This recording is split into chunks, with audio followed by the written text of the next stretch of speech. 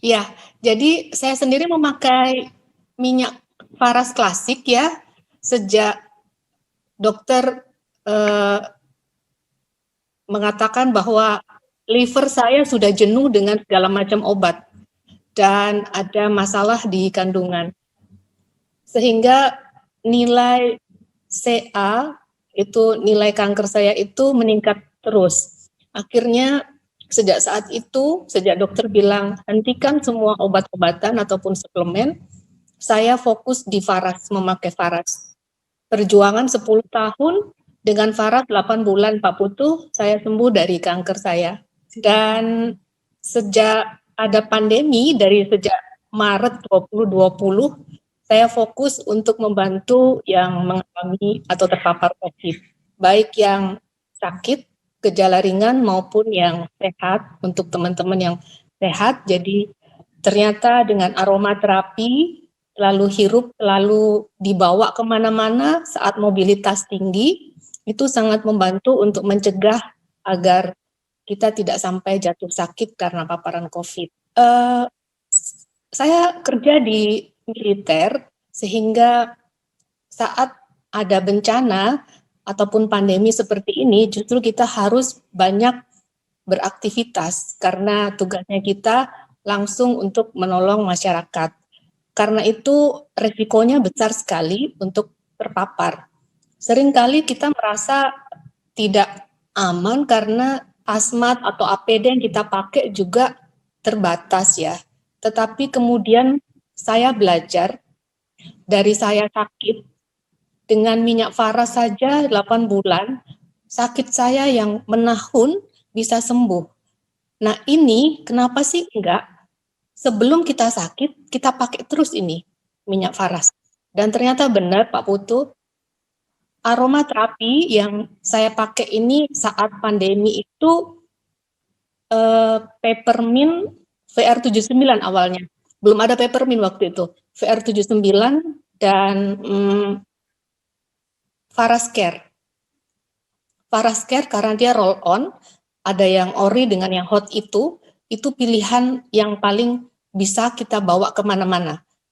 Kemudian setelah ada peppermint, kita andalkan sekali peppermint. Kalau eukaliptus kan baru 2 bulan yang lalu ya Pak Putu.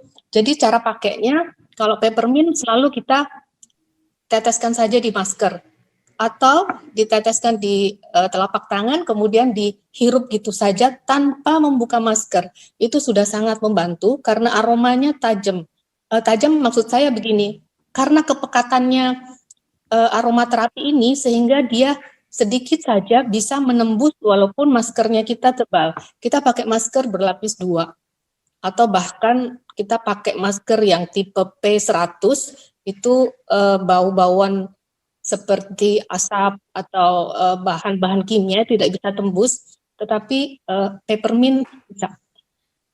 Atau maksud saya aromaterapi bisa. Dan itu membuat nafas tidak sesak pada saat kita memakai masker. Untuk teman-teman yang mengalami COVID dan jatuh sakit, mereka kehilangan penciuman, tetapi saat ada VR79 waktu itu pertama kali, satu-satunya yang mereka andalkan, karena dengan menghirup VR79 atau mengoleskan di hidung mereka, mereka akhirnya bisa bernafas.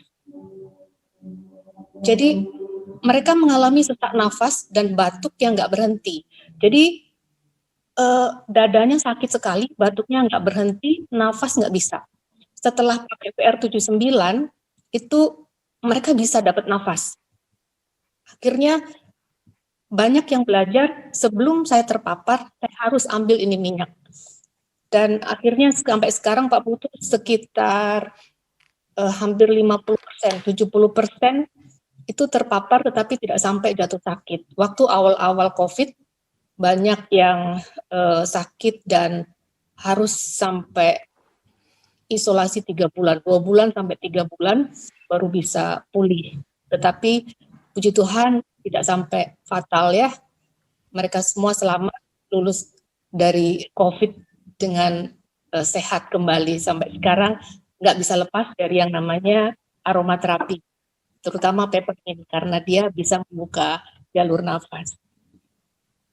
Untuk anak-anak, karena mereka memiliki bayi juga, banyak yang memakai Avara. Jadi Avara itu cepat sekali untuk baby yang terpapar. Ada bayi umur 1 tahun, ada yang baru 4 bulan terpapar pakai Avara. Puji Tuhan bisa tertolong.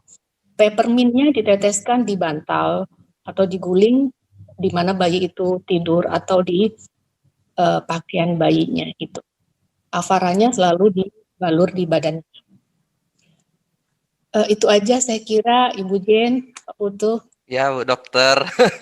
Menarik sekali ceritanya. 8 Iya. tahun ya, Bu ya.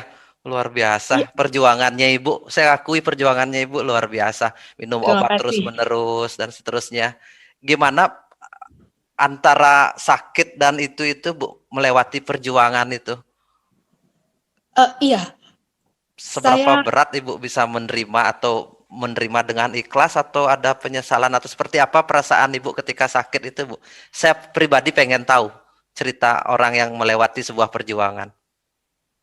Iya, jadi ketika sakit, waktu awal menerima diagnosa seperti itu, yang ada adalah hidup saya sudah hancur. Saya tidak memiliki harapan. Saya betul-betul putus asa.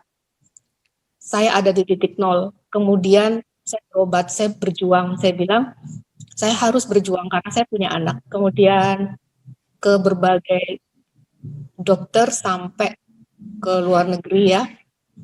Sampai akhirnya dokter bilang, sudah kamu berhenti ini semua karena organ dalammu yang rusak, yang kalah dengan obat-obat yang kamu pakai.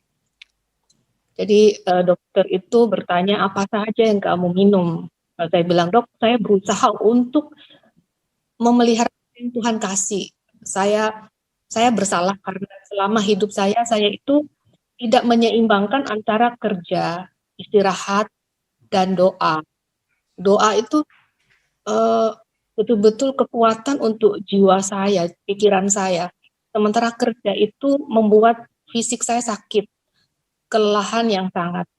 Dan makanan yang saya makan pun tidak seimbang. Memang betul apa yang Pak Putu jelaskan tadi.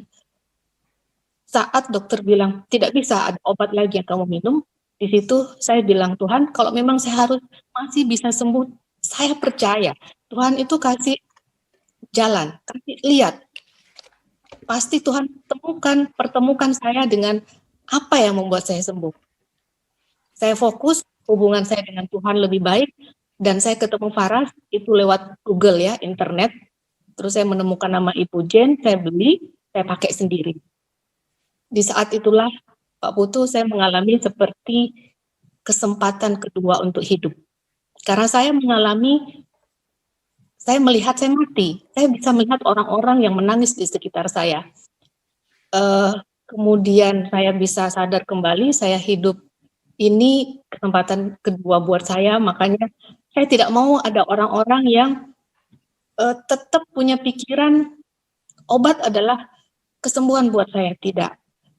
Obat sintetis itu memiliki batas, memiliki kemampuan yang hanya untuk awal-awal saja, tetapi kalau sudah sakit yang menahun dan kompleks, itu saya tidak terlalu sarankan untuk bergantung kepada obat-obat, tetapi lakukanlah sesuatu yang lebih manusiawi terhadap organ tubuhnya kita. Dan ini Faras luar biasa Pak Putu, ya, nggak rugi banget, sangat-sangat tidak. Ibu luar biasa punya iman bahwa Ibu ya, luar biasa punya iman bahwa suatu saat harus bisa sembuh, walaupun dokter bilang udah harus berhenti minum obat dan sebagainya. Karena iman Ibu lah yang membuat Ibu sehat, bukan karena Faras. Faras itu hanya sebagai alat aja, karena kebaikan Tuhan buat Ibu. Amin, terima kasih Pak Putu. Luar biasa ceritanya. Saya terharu loh dengar cerita yang begini-begini, Bu. Saya bertahun-tahun selalu melihat orang sakit, mendengarkan cerita, dari situlah saya kuat menghadapi hidup. Maksudnya, karena kita bergelut melihat orang banyak sakit, saya dari situ tahu makna hidup yang sesungguhnya. Bukan dari orang yang bergelimang harta, tapi kita banyak mengenal kehidupan dari orang yang pernah mengalami kesulitan hidup yang begitu luar biasa. Karena itu pelajaran. Jadinya apa yang kita bisa lakukan dari sana, terus bagaimana keajaiban, kebaikan Tuhan, terus bagaimana orang bisa melewati tantangan dan seterusnya. Itu luar biasa, cerita-cerita seperti itu. Dan terus jaga cerita ini, berbagi terus kepada orang lain, karena cerita ini akan meneruskan ke banyak orang yang lain yang membutuhkan. Kadang-kadang kita kasih obat aja tanpa ada cerita motivasi seperti ini. Mereka kalau hopeless itu kehilangan, kalau sudah kehilangan harapan itu yang paling sulit, Bu Dokter. Iya, betul Pak Putu. Iya. Harapan itu yang nomor satu. Ketika kita masih ada harapan, kita pasti selalu ada jalan keluar.